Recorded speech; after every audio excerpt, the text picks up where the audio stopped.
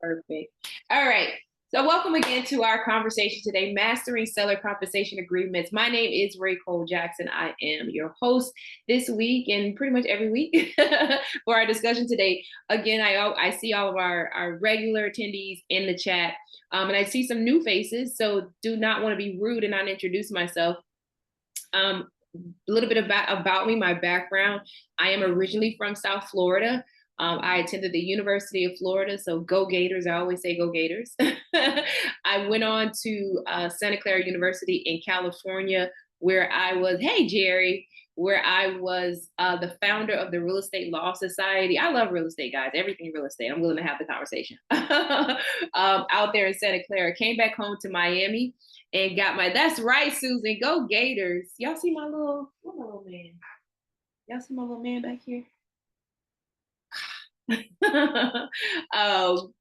Came back to Miami and got my LLM in real property development from the University of Miami School of Law. I'm a proud licensed Florida real estate sales professional. I'm also a proud licensed mortgage loan originator for the state of Florida. So as I'm indicated, all things real estate. I'm interested in having that conversation. With that being said, our newly launched Purchase Ready group is a complete home buying system designed to simplify and streamline every step of the home ownership journey for buyers. Again, because I operate licensed in all three different spaces, we decided to go ahead and create a one-stop shop, create one brand. Many of you know me as the founder of Title Experts. Many of you are familiar with, some of you have been around long enough that you're familiar with the law firm, Realty Law Group, and the mortgage brands. But we've now taken all of these services and placed them under one umbrella and created a single point of contact, full service ecosystem for buyers. And so with that being said, part of our brand is also the academy, because as realtors, I would anticipate that you guys understand the value of a one-stop shop, right? And so what we hope to do is coach you guys on how to also deliver that same streamlined one-stop shop experience for your customers, right? And so these conversations today and other conversations, trainings that we have on other days are for the purposes of ensuring that you acquire the skills necessary to consult your clients, navigate transactions, and grow your business with confidence, without chaos, right? I was just having a conversation earlier today, and I want you guys to realize that it's not lost on me, and I hope it's not lost on you. I'm gonna put, I guess I would say, put a title or validate probably some of the feelings that you guys have around the what it takes for you to run your real estate business. Well, first of all, it is a business.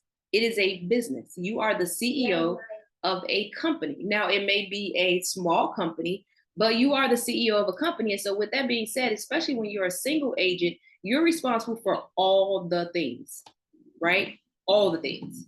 You're responsible for learning how to provide the service, as well as delivering the service and all parts of the service. You're responsible for gathering all the parties to the transaction, right? And so that's not lost on me. You're not born learning how to run a business. And so as someone who run multiple businesses and continue to this day, it is my hope that I will alleviate some of the heavy lift that you experience as you learn how to become a CEO, because you are truly, someone's like, Rico, I am not a CEO. Like, I don't feel like it. Well, you are.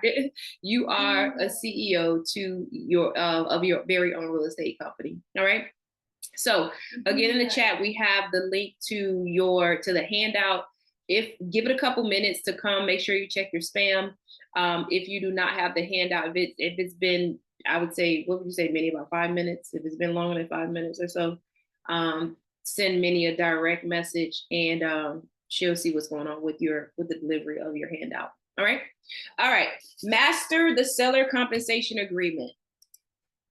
Why this is important? This is important because, again, for over a year now, we've been dealing with this shift in compensation norms and what's now required for us to be compensated for our work, right? What is now required for you to be compensated for your work is execution of agreements, right? we know that we've always had the buyer's brokerage agreement, which we spoke about last week. Well, but it wasn't always a requirement, right? Now it's a requirement. And so for that reason, it's necessary for you to know how to explain, present, and get that buyer's brokerage agreement executed when you work with buyers. Additionally, we know that we also now have seller and seller's broker compensation agreements, which must be executed if we want to get in writing that there's an agreement to compensate you for bringing that ready, willing, and able buyer, right? And so today's conversation, as we know, is focused on the seller side compensation agreements. We talked about the buyer brokerage agreement last week. Today's discussion is specific to the seller side compensation agreements. And it's important that we understand not just what those agreements are and what they say, but that they are properly executed. I told you guys last week that you are fully now in contract world, right? And it's not just prior to this, you were mostly concerned about just your purchase contract. Well, not anymore. Now you're concerned about, is particularly if you represent a buyer, you're concerned about a purchase agreement, a purchase contract, a seller compensation agreement, which is a contract, and the buyer's brokerage agreement, which is a contract, right? So again, if you are on the buy side, you're looking at potentially at least 3 agreements being executed by the time you're ready to make your way to title and closing. All right.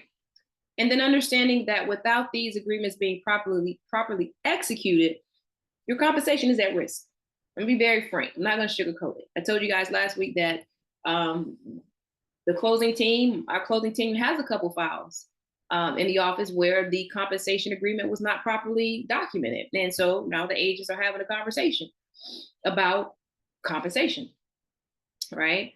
And so this is a real thing. It's not a hypothetical. This is a real thing, right? That if these agreements are not executed properly, then you will be having a conversation at closing about your compensation. All right. So, what is the first step in ensuring, and we're on the buy side, ensuring that you are going to be compensated at closing for representation of a buyer? Now, of course, the first step we know is execution of the buyer's brokerage agreement. Last week, we talked about the buyer's brokerage agreement, a recap. We know that last week went in a different direction, but a very productive conversation as we talked about, we focused on specifically the transaction broker exclusive buyer's brokerage agreement. You guys have in your package all the other forms of buyer's brokerage agreement, but we landed last week and we stayed on the exclusive buyer's brokerage agreement, the transaction broker form, right? And we know that that is an exclusive buyer's brokerage agreement, meaning focusing on the word exclusive, that buyer is agreeing to work exclusively with you for the purchase of or lease of real estate during the time period indicated therein. And the feature of that agreement is that you're a transaction broker, meaning that you can represent either buyer or seller, not buyer, well, both. You can represent them both in any particular transaction. You can represent a buyer and seller on a single transaction. And so for that reason, you're representing the transaction, and that's where we get the term transaction broker. The other forms of buyer's brokerage agreement that you had in your package was the single agent exclusive buyer's brokerage agreement, meaning that you're going to be a single agent. I'm only going to work with you, buyer, in any particular transaction. I'm not going to represent you and a seller. Exclusive buyer's brokerage agreement with consent to transition to transaction brokerage agreement. That third one is a buyer's brokerage agreement where you start off as a single agent, but there is an agreement to transition to transaction broker in the event that, say, for example, you either have a listing that the buyer becomes interested in, or you acquire a listing that the buyer is interested in. So essentially think of it as we start out with, I have no intention of representing you and a seller. However, you agree to transition to a transaction brokerage agreement that allows me to represent you and a seller in any single transaction, right? In that package was also the no agency relationship exclusive buyer's brokerage agreement. What that agreement provides for is a very, I use the term, and it's not a legal term, but it's a common term for easy understanding. It's a watered down representation level. watered down. So we know that single agent is the highest level of representation as it relates to your duty to your buyer. Single agent has the highest level of duty to your buyer. Transaction broker has the mid-level of duty to your buyer, and no agency is the very lowest level of duty to your buyer. And that includes simply you need to be a professional. You can't take advantage of a customer. All right. And then the other template you had was the modification to an exclusive buyer's brokerage agreement. You may need to extend the term. You may need to change the compensation amount. You guys know that you cannot be compensated more than you have agreed to in that buyer's brokerage agreement. And so, for example, if you at a buyer's consultation, you agree to 2.5% in your buyer's brokerage agreement, but your buyer is interested in purchasing a property that the seller is offering 3%.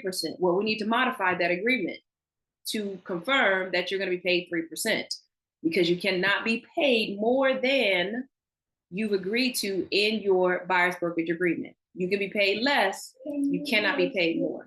All right.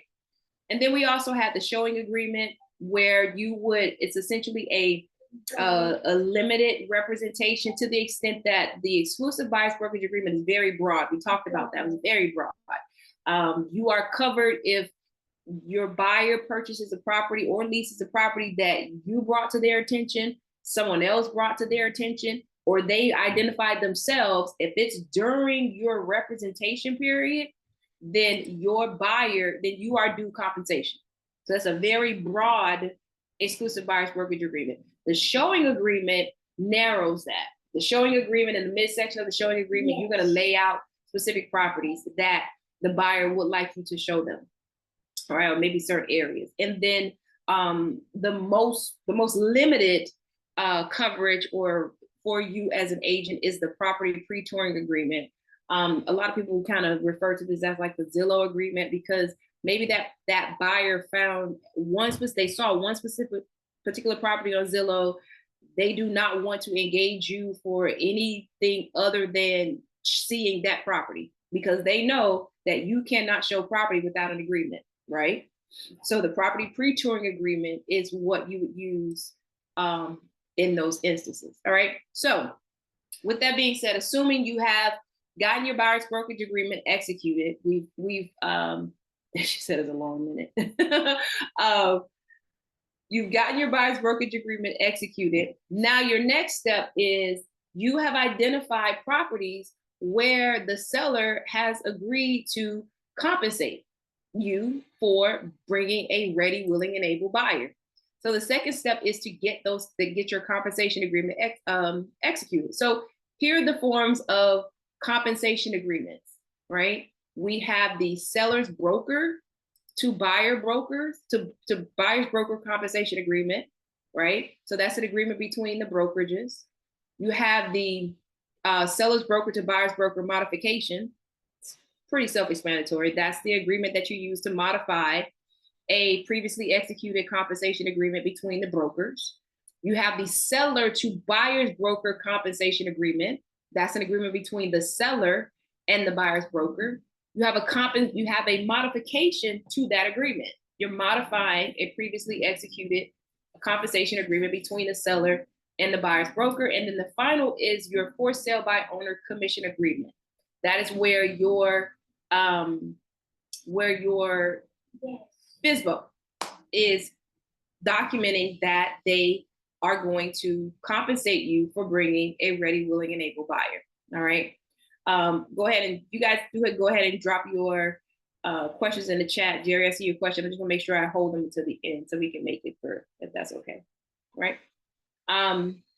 So let's look at the seller's broker to buyer's broker agreement. Again, if you guys have not made a note to get that handout or completed the link, grab the link to get the handout, make sure you do that. Minnie has dropped it in the chat. Someone said it's a long minute for it to come, but it's coming. And we're going to take a look at those now. All right. Seller's broker to buyer's broker compensation agreement. On the screen, even while you're waiting for it, we're going to have on the screen a screenshot of each agreement so that you can put eyes on it while we talk about it. The seller's broker to buyer's broker compensation agreement, it simply outlines the terms under which a seller's broker The listing broker agrees to compensate a buyer's broker for their role in the transaction. Pretty self-explanatory. You're going to have the names of the brokerages, the in paragraphs 1 and 2. Paragraph 3, if you have a particular buyer, you can place that buyer's name there. If not, you can leave it blank. You do not have to identify a particular buyer. With that, you could see a listing and say, well, this is a pretty good listing. You know, I may have a couple buyers that are interested in it. Let me make sure that the seller is offering compensation. I'm going to go get the listing agent or the seller, whomever, is offering compensation. I'm going to go ahead and get this executed in advance. You can do that. You can get a compensation agreement executed without having a particular buyer in mind already. Right? So can check that box in advance. Paragraph 4, the term of the agreement. How long is the seller's broker agreeing to keep this compensation agreement open? Is it 30 days? Is it 60 days? Know that even if there is a time period indicated there, let's say, for example, it's 30 days, you go into contract and you go into contract on, say, the 5th day of this agreement, but the transaction does not close until 10 days after, so 40 days in. You do not need to this agreement automatically remains in place. It extends through the closing of that transaction that went under contract before this agreement expired, right? So paragraph 5 is the compensation amount. Very self-explanatory. Is it going to be a flat fee, dollar amount? Is it going to be a percentage of the purchase price plus some amount? That's very well possible. Oh, okay, yeah. And make sure we go back. I think to listen. And then any other terms, and then it's going to be signed by, again, the seller's broker and the buyer's broker. Okay. Now we know that this agreement is necessary because compensation is no longer to be offered through the multiple list through the MLS. Listing agents cannot, or should not, I'm gonna say you cannot, because you can do whatever you want, but you will be in violation of MLS rules. Listing agents should not place offers of compensation in the MLS. They also should not include a link to offers of compensation, right? So you can't put a website where the compensation is listed. No, can't do that. Now, in front of the property, you can have compensation on the for sale sign. You can send emails. You can have it plastered all over the property. You simply cannot offer compensation on the MLS. That's it, right? You can't offer it on the MLS. And so for that reason, this is the document that's used to memorialize, to get in writing that there's an agreement to compensate you. All right. All right. So that's the seller's broker to buyer's broker. The modification, self-explanatory. How are we modifying this seller's broker to buyer's broker agreement? Right? Are we changing the term to add additional days? Are we increasing the compensation? Right? Now, seller to buyer's broker compensation agreement. I want to do one quick pit stop here and say that some brokerages, I know at least one at one point, not sure if that's still their position, EXP did not allow utilization of the seller's broker, no broker to broker compensation agreement. They required seller to broker compensation agreement because it's their position, which I completely understand, is that this whole Sitzer Burnett case was about disclosure and about the parties, the seller being aware that they are paying, that they are compensating the buyer's agent. That's what it was all about. I didn't really understand that. Well, EXP's position, which I completely understand, is for that reason, we're going to require that our agents only use seller to buyer's broker compensation agreement. So in that way, it's full disclosure, seller, that you are compensating the buyer's agent. And here's the agreement. Here's your signature that confirms it, right? Versus with the buyer's brokers, if it's between the brokers, then arguably Seller can say, I didn't know that. I didn't know they were compensating. I didn't know that's where my money was going, right? So depending upon your broker's directives, you can use both or one or the other. You would check with your brokers to confirm which compensation agreement is required. Unless you are just completely new to a brokerage, you probably already know their position on these agreements. All right. So seller to buyer's broker compensation agreement essentially has the same language. It is laying out the parties to the contract, to the agreement, which is the buyer's broker and the seller. Instead of having a buyer name, it's going to have the property address. Paragraph 3 has the term of the agreement. It has the same self-extending or self-executing extension, automatic extension language in there, and that if the buyer goes under contract during the term of the agreement and the closing date is beyond the term of this agreement, it will automatically extend to allow for payment of that compensation, right? Paragraph 4, very self-explanatory. What is the offer of compensation? Is it a flat fee? Is it a percentage of the purchase price plus some amount? Is there some other form of compensation, right? So that's going to be there. This agreement is between the seller and the buyer's broker. As such, it is executed by the seller and the representative of the buyer's brokerage, right? This agreement is between the seller and the buyer brokerage.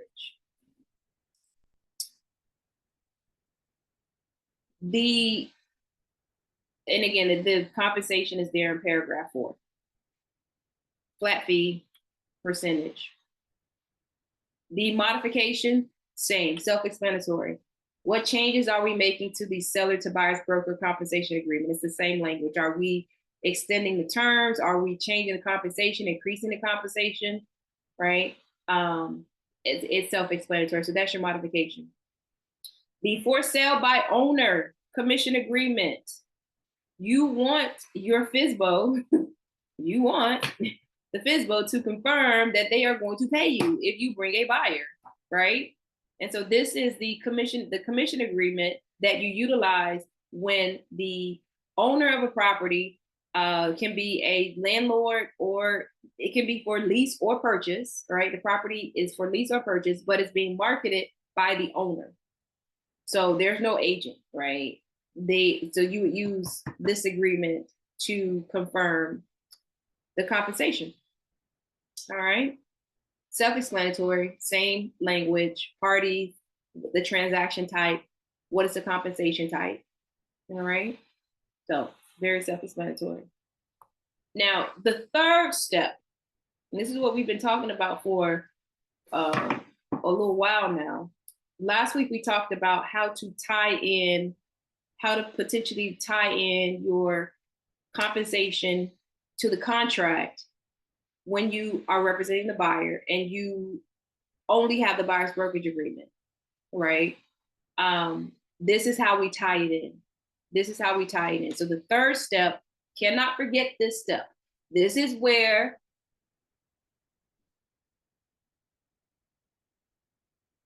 this is where a controversy can potentially be resolved, if that makes sense. So some of the controversies that were in the office were one just did not have a compensation agreement. Well, I shouldn't say some don't have a compensation agreement executed, right? Some have a compensation agreement executed, but it's not tied to the contract such that it is contingent. It is part and parcel of the contract and can be enforced by the buyer, right? So this is where I'm telling you guys now in advance that we have these new forms. These new forms have contemplated how to ensure that you follow the law of the new commission rules, but we are now catching up to practice. So in theory, what you have satisfies the law, but what has not been made clear to you guys, and you will know this today, and if you are 100% gonna need to go back and listen to this recording. What you're hearing today is how to ensure that you contractually tie these standalone agreements into your contract. That's a very important third step. All right. So Third step is compensation agreement incorporated to the contract and made a condition of closing, right? Jerry remembers this. We've been talking about this for a while. So let's take a step back to understand that there's technically two forms of seller compensation, right? There's two means where compensation can kind of funnel to you, right? We have the seller can agree to a credit. They can agree to a credit that's used towards your commission compensation. They can just agree to a credit. They're not categorizing their contribution as commission. They're saying, I'll give a credit, and that's fine. They can do that. The second form of compensation is outright a commission agreement, right? I understand that I'm paying commission to the buyer's agent, not necessarily credits, right? So taking a step back, understand that there's two ways that a seller can compensate, can finance your compensation. This can be a credit or the commission agreement. All right. Now, with that being said, if the seller is saying, I don't want to pay commission, but I'll give the buyer credit and they can figure out what to do with it, that's fine. You're going to make sure that you execute Rider FF. That is credit related to buyer's broker compensation. If no compensation agreement is executed, you may consider negotiating seller concessions. Right? Now, make sure that you have tied down your strategy for one of these forms of compensation, assuming this is necessary for your transaction. What do I mean by that? Remember we talked about last week, once your buyer signs the buyer's brokerage agreement, they've signed a contract. They are now bound to pay you, whether or not they can really afford to, right? And so as a well-rounded agent, you want to make sure that they understand that this is our compensation agreement. This is your agreement to pay me. However, you can direct me to negotiate with any seller of any property that you're interested in to ensure that there's either a credit or some commission that's being offered. You can direct me to do that. You can direct me to only show you properties where you will not have to come out of pocket for my compensation. The buyer's gonna say, yeah, please. Yes, please. Right? Yes, please. Right? So with that being said, going back to this screen, if for some reason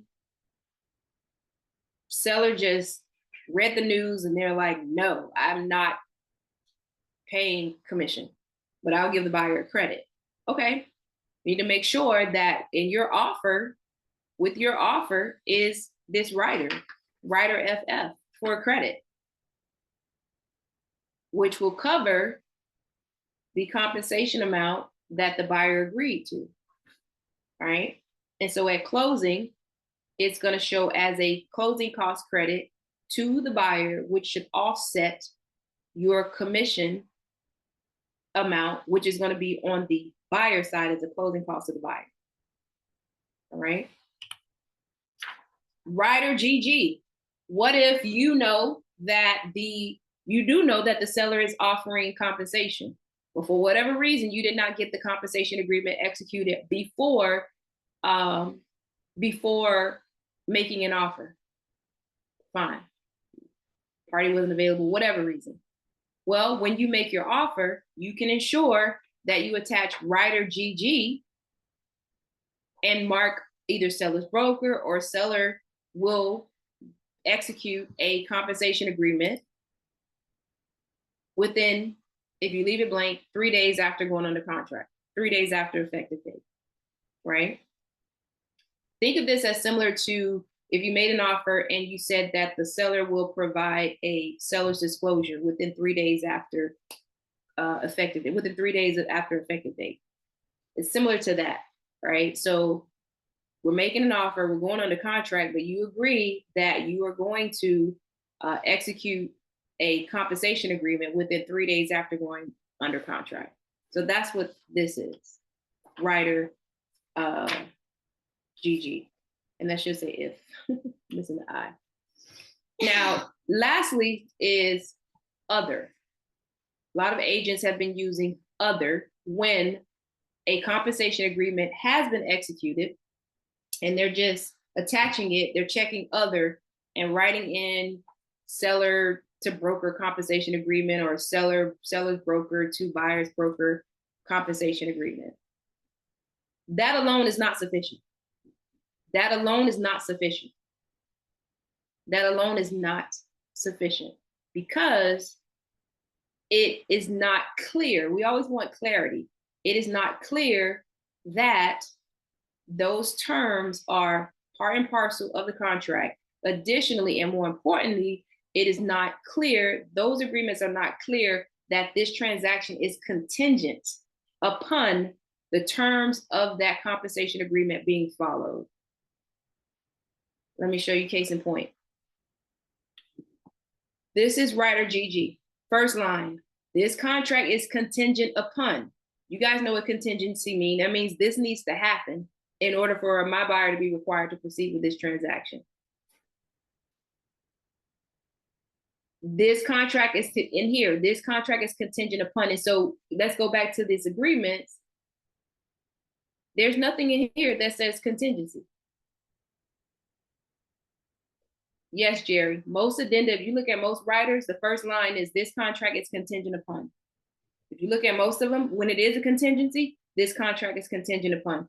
This contract is contingent. If it is a contingency, if it's just a disclosure, then it's not going to have that language. But if it is something that must happen, it must be completed in order as a condition of the contract, then it has that language. All right. So again, you have a compensation agreement executed. You check other, fine. Here is some language that you can consider using. In your handout is language that you can consider using. And I'm going to read it verbatim and you guys will understand why it is recommended that you use this language. So if you have it probably will, Jerry. It probably will. Probably will. But again, that's why we update our documents. One thing I always say when people are like, well, why is that language in the agreement? Something happened, right? It's just like saying, oh, missed that. Ugh, didn't think about that. And so now that these issues are bubbling up, you're gonna see a revision of the agreements to address this. So again, in your handout and here on the screen, I'm gonna go ahead and read it, is some sample language. I wouldn't be an attorney if I did not have my disclaimer in there. So you guys see after the language, you see a disclaimer that you need to speak with your broker, speak with an attorney in this language. And it's similar to the language that's on some of these compensation agreements that it may not be fit for every particular transaction, but this is somewhere for you to start. Language reads, if you have a seller to buyer's broker compensation agreement, in the additional terms section, the parties acknowledge and agree that there exists a separate written agreement between buyer's broker and seller, attached hereto as an addendum, and the terms of which are hereby incorporated into and made a part of this contract by reference. Seller's obligation under the compensation agreement shall be deemed material and integral term of this contract. The performance by seller of all obligations under the compensation agreement shall be a condition precedent. That means the same as contingency. It must happen to buyer's obligation to close. That's what we're missing right now. The deals in my office that do not have this language, there's pushback. Remember, I told you guys, if you do not make it a part of the contract, it's not to say that they haven't breached the agreement, but it's just to say that your remedy for their breach is going to be separate and apart from this transaction. This specifically says that performance of the obligations under the compensation agreement is a condition precedent to buyer's obligation to close. It must happen in order for us to close. In the event seller fails to perform in accordance with the compensation agreement, seller shall be deemed in default under this contract. Upon such default, buyer shall have the right to exercise any and all remedies available to buyer under paragraphs 15 and 16 of this contract. And you guys know in the contract, paragraphs 15 and 16. Including but not limited to termination of this contract and pursuit of damages or specific performance. And then it says to the extent any of the terms conflict, it controls and they're not going to be waived, right? And then the second, it's the same, similar language, not necessarily the same, but it's similar. It just references in the case you have a seller's broker and buyer's broker, because remember you have two compensation agreement types. You have seller agreement with a buyer's broker. So the first paragraph references if you have a seller to buyer's broker. The second paragraph references if you have an agreement between the two brokerages, right? And so it says the parties acknowledge and agree that there exists a separate written agreement between seller's broker, and buyer's broker. Parties agree that we have this compensation agreement between the brokers. Attached here to as an addendum, which sets forth the terms under which the buyer's broker is to be compensated in connection with this transaction. Although the compensation agreement is between the respective brokers, here we are tying the seller in. Seller expressly agrees that the obligations set forth in the compensation agreement shall be considered material terms of this contract and are conditions precedent to buyer's obligation to close. Same thing. It's saying, I understand that that's a separate agreement, but I agree, seller agrees that that is now a material term of this contract and it must be performed before buyer has an obligation to close. Because here again, what if we have a situation where a broker goes rogue and it's like, well, you made me mad on the 15th day of this transaction and yeah, I'll pay you. I'm going to pay you, but I don't have to pay you at closing, which they don't. There's nothing that says that you have to be paid at closing, right, per se. Well, this says, well, my buyer's not closing. My buyer's not closing because you're not paying, right? You're not performing under the terms of that compensation agreement. Again, strange. Is it possible for a broker to go rogue? It's possible. But this would cover your, again, like we talked about, it'll prevent you from being circumvented at closing, right? Because you're saying this must happen as a condition precedent before my buyer has to close. Seller's failure to ensure the buyer's broker is compensated in accordance with the terms of the compensation agreement shall constitute a default under this contract. In such event, buyer shall have the right to pursue any and all remedies pursuant to paragraph 15 and 16, and that language is the same. Y'all get it? Y'all get it? That was a lot. I was like, wait, Cole, this is like a contract class. Get out of here. Well, listen. You also have as a reference to you at all times, not only concerning these compensation agreements, anything concerning your transactions, you guys have at your beck and call, Florida Realtors Legal Hotline. Numbers on the screen. They're available from 9 a.m. to 4:45 Monday through Friday, except holidays. Call them. You've paid for this service, right? You paid for this service already. Do not try to figure this out on your own. If you have questions, if you get stuck, call them, right? Call them and ask your questions. All right. So let me see the questions in the chat really quickly. All right, I'm gonna go to the top.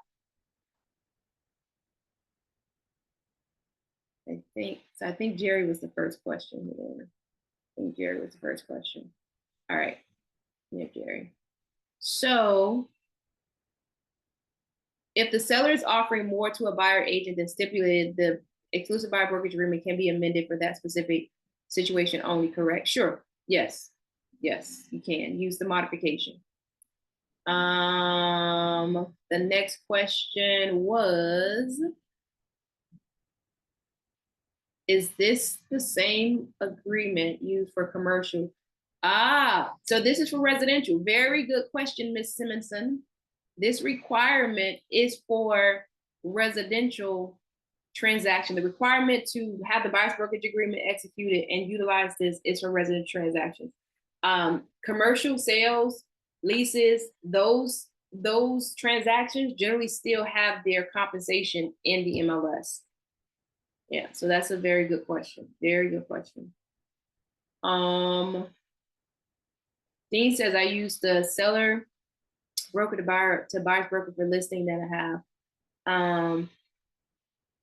Buyer's broker concluding the listing agreement and seller to. Oh, Dean. Let me read this again. I use the seller broker to buyer's broker for listing that have buyer broker comp included. Oh, I get you. I get it. And seller to broker. Oh, gotcha.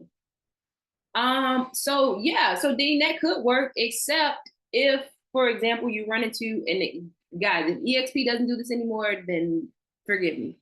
So that scenario does work, except if you potentially get a buyer's agent that's with EXP. EXP does not allow seller broker. They require seller to buyer's broker. And so you would need to get the seller to buyer broker compensation agreement executed so that that EXP buyer's agent can be in compliance with their broker, if that makes sense.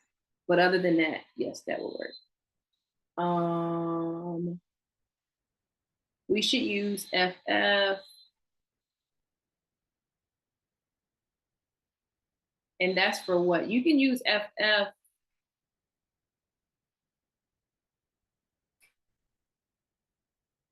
We should use FF. Andrea, what is the question? I don't know what the question. I use and when representing, I use FF. I do use the exclusive buyer's brokerage agreement, and when presenting the offer, I use FF checking off that seller will pay. Okay, so let's go again, Andrea. So her question is, she uses the exclusive buyer's brokerage agreement. When she makes an offer, she checks off FF, which is a credit. It depends. If you know that, let's say, for example, if you know that the seller is not offering any commission, they just have a thing about using the term, they don't want to say commission, then yes, but they are willing to contribute towards the buyer's closing costs, then you would use the credit.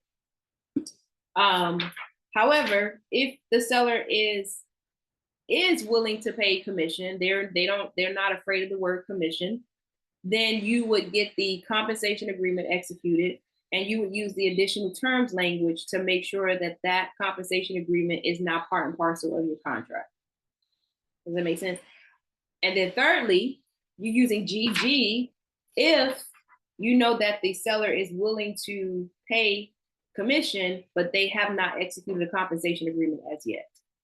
So you have 3 scenarios there.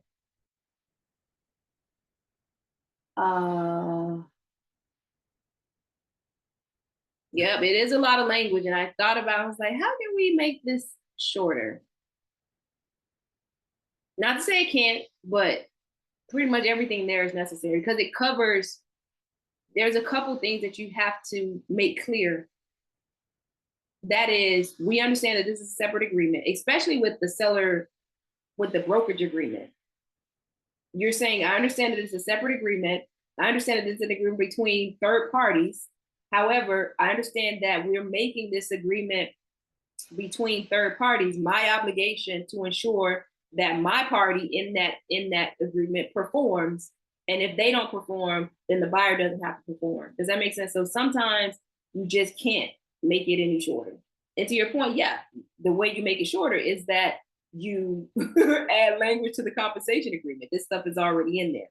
And I do anticipate that they will be updated. Bridget said, do you include this language in the contract as a separate document? It might, because it might not fit. It's gonna fill that entire 20 lines, I'm sure. Do you have a link for the handout? You did that. Doesn't the title company include real settlement statement so the agent gets paid? Oh, good question. So Stacy's question, doesn't the title company include realtor commissions as a line item on the settlement statement so the agent gets paid per seller or buyer closing costs? Yes, they add it, but it's at the direction of the parties. And if the parties dispute, guess what we do? Sit on our hands until we get an agreement. We do not, well, let me say we, a title agent. The reason why I separated two, because I'm an attorney. And so if I represent one of these parties, I'm going to enforce the terms of, and not unilaterally. I can't just, even if I, I have transactions where I represent the buyer and I'm conducting the closing. I have transactions where I'm representing the seller and I'm conducting the closing. That still does not mean, even though I know that my client's documents are drafted airtight, that still does not mean I can just unilaterally make a decision to include a cost or just do anything. But I can have a conversation with the decision maker to say, hey, here is why this is correct. Does that make sense? Now, bringing that back up out of the weeds, what you have to understand, everybody understands the title agent is a neutral. If on your intake form you say I'm getting paid 6%, they're like, okay, 6%. But when the draft settlement statement goes out to all parties and sellers or whomever say, I never agreed to pay them 6%, I agreed to 3%. Now the title agent is like, hello, everybody, what is the amount? Because we place on, the closing agent is going to place on the settlement statement what the parties agreed to. That's it. And if there's a dispute, we're going to pop you over to the side and hash it out. All right. The thing is that a buyer compensation mess tends to hold a deal between diminution of spirit. Jerry, Jerry, is that a question over some mental? Are there tailored forms to use with landlord? Are there tailored? What type of forms, Anita? That the buyer's brokerage agreement is what's used for both purchase and leasing. So if we add the FF and GG, do we need to add the extra language that we did? No. Very good question, Sheila. FF is used if you have a seller credit that's being used towards buyer's closing costs, which under the compensation, the buyer's brokerage agreement, the compensation is a buyer's closing cost. All right, I'm going to say that again, just so we're clear. When the buyer's brokerage agreement is executed, your compensation starts off as a buyer's closing cost. Okay, say that one more time. When that compensation agreement is executed, your compensation starts off as a buyer's closing cost. If they give you the direction, your duty after that point is to then negotiate for either credits, FF, that will be used towards offsetting that closing cost, that commission closing cost, or to negotiate a compensation agreement where that closing cost is not on their side at all. It's going to be completely on the seller side. Does that make sense?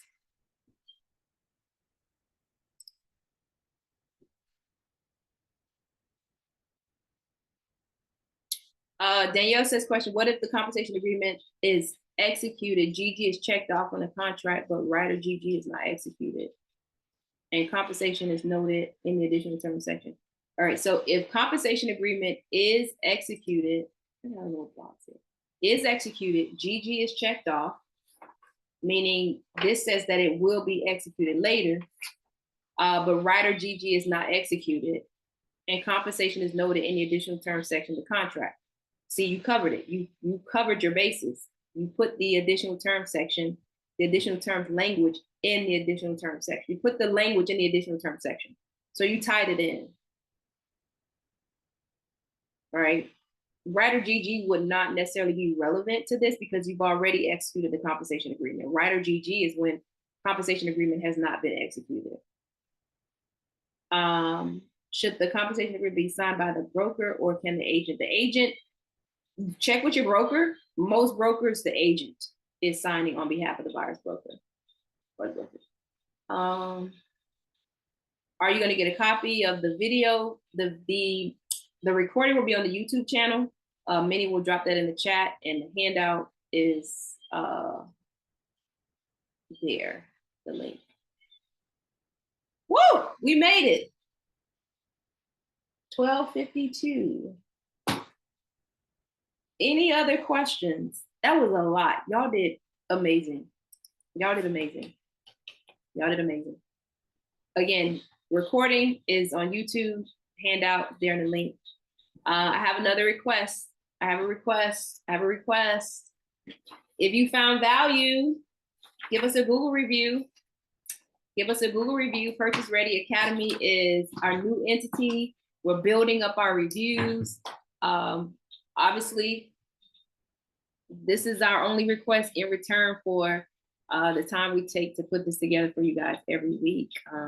If you have not had a chance to leave us a 5-star review, I'd appreciate you taking the time to do that. The QR code is on the screen.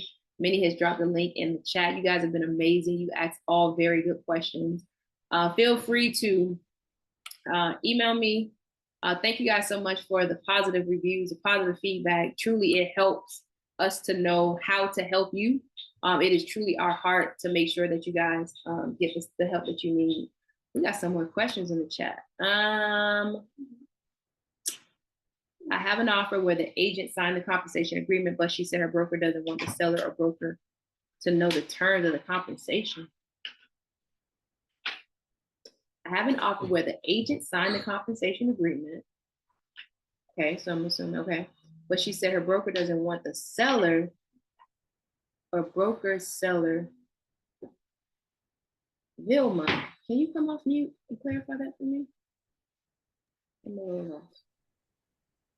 Hi, Raquel, thank you so much. No problem. So yes, I have an offer, Okay. and the buyer's agent have the seller sign a GG, kind of the seller paying compensation agreement percentage, but she said the broker does not allow the seller or the seller for the buyer to see the terms of that compensation, because that's between her buyer and her broker. Her broker did not sign.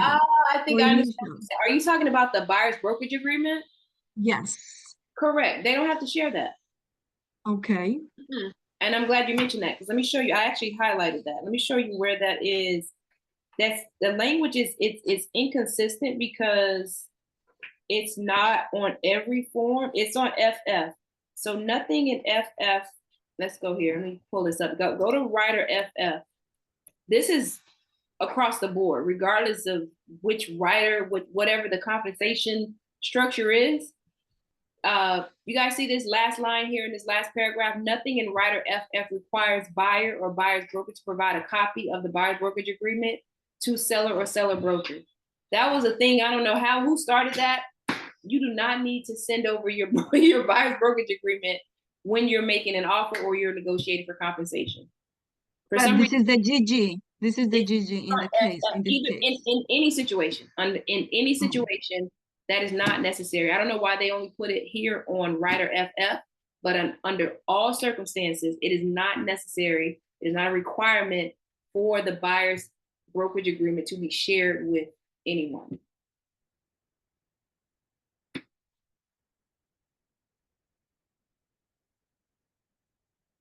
I have a situation with that. The buyer is very upset because she signed 4%, and the buyer seems he didn't know what he was signing.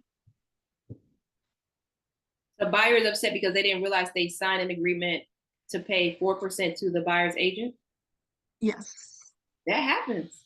I'm gonna be honest. That's something that's gonna be a real thing.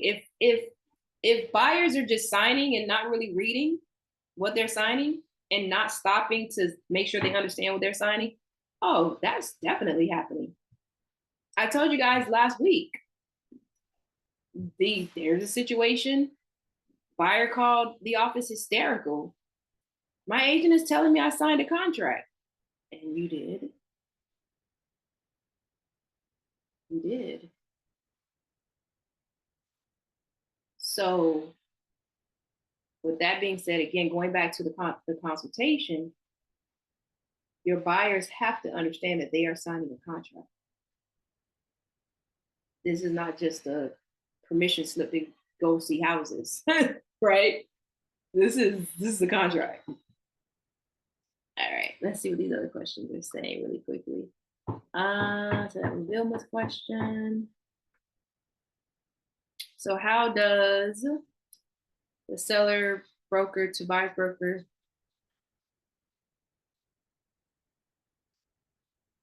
Because as of right now, it's not that it doesn't protect. So Stacy's question is, so how does the seller broker, basically how does the compensation agreement not protect commissions along with the buyer's brokerage agreement? You're just saying contract can close without additional language, then you have to mediate to get paid. Correct. That's exactly what I'm saying, Stacy. That's exactly what I'm saying. I'm saying that without incorporating the separate agreement into your contract, then that contract can proceed to closing without enforcement of those terms of that separate commission agreement or compensation agreement.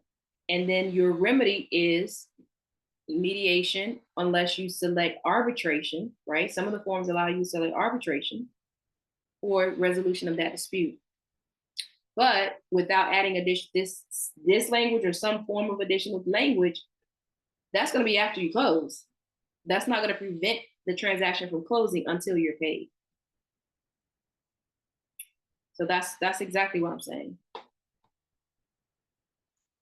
You needed a refresher. Is there addendum or rider? So Candace's question, is there an addendum or rider that needs to be executed if the seller, such as a builder, is offering to pay more? Yes, the modification of the buyer's brokerage agreement. Yep, you're going to modify that. And you can add a modification that's specific to that property. So just to be clear, Candace's question, she has a 3% agreement, but she's taking, the client is interested in a builder deal that's paying 4% and a $5,000 bonus. She needs to go modify that buyer's brokerage agreement to capture that additional 1% and that $5,000 bonus, because there's a limit there. Richard said he's on the phone. Can you give the link for the handout? Yep. If the buyer's brokerage agreement was signed for 2.5%, can be modified to absolutely. Oh no, it can absolutely be adjusted up. Oh, I just answered. All right. All right. We're gonna try this again. It's 1 o'clock on the dot. 1 o'clock on the dot. We made it. Any more questions? If the buyer signs an agreement, here's the other question. We do have another question. If the buyer signs an agreement for 3% and the seller signs an agreement for 2.5%, does the buyer pay the difference? That's what they agreed to. It's up to you to enforce it. It's up to you. You have that right to enforce that additional 5% be paid by the buyer at closing as a closing cost to them. It's up to you. All right. All right, guys. Don't forget, only thing I ask of you, go see Google. Give us a 5-star review. That's your entry fee. If you agree, I'm not forcing you, but I'm asking. If nothing else, I'll see y'all next Thursday. Thanks, Paris. Thank you, Miss Simonson. I'll see y'all next week. Good to see you, Robin. Robin hung in there the whole time. You got me?